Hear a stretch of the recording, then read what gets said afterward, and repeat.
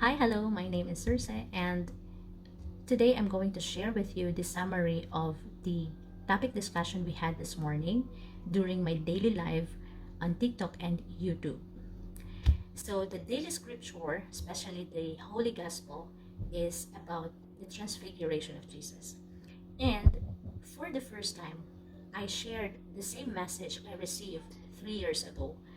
It was on my birthday on March 13, 2022, that I received a message from the priest, from his homily, that totally changed my interpretation and my perspective about the transfiguration of Jesus. And so, for our reference, I will be sharing here the gospel reading on March 13, 2022, and today, August 6, 2025.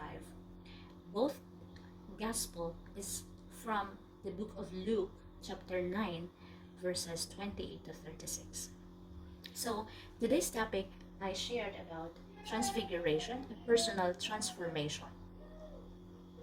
You know, before, my interpretation for this is, very literal, that you are going to see a glowing, dazzling, and white transfiguration of Jesus.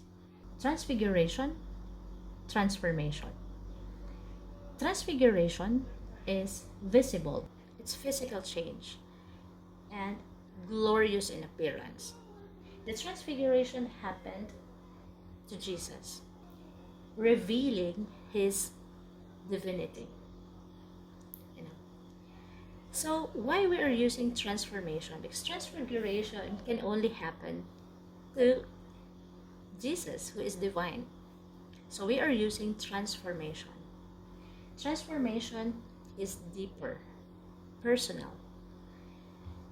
It is an internal change in mind, soul, and heart. Transformation can happen to me and you, to us.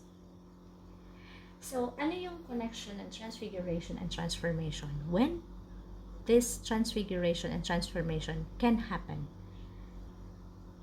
the connecting word for these two, transfiguration and transformation, is prayer. Jesus went up to the mountain to pray, and that's where he experienced transfiguration. And we can only experience transformation if we are also praying. It doesn't mean that we need also to go to the mountain and pray. We can pray everywhere. Me, sometimes I'm praying here on my study table. We seek the Spirit of God to work within us when we are praying. So in here, I have given an example, how things change before and after the transformation. Here, like for example, it's me or it's you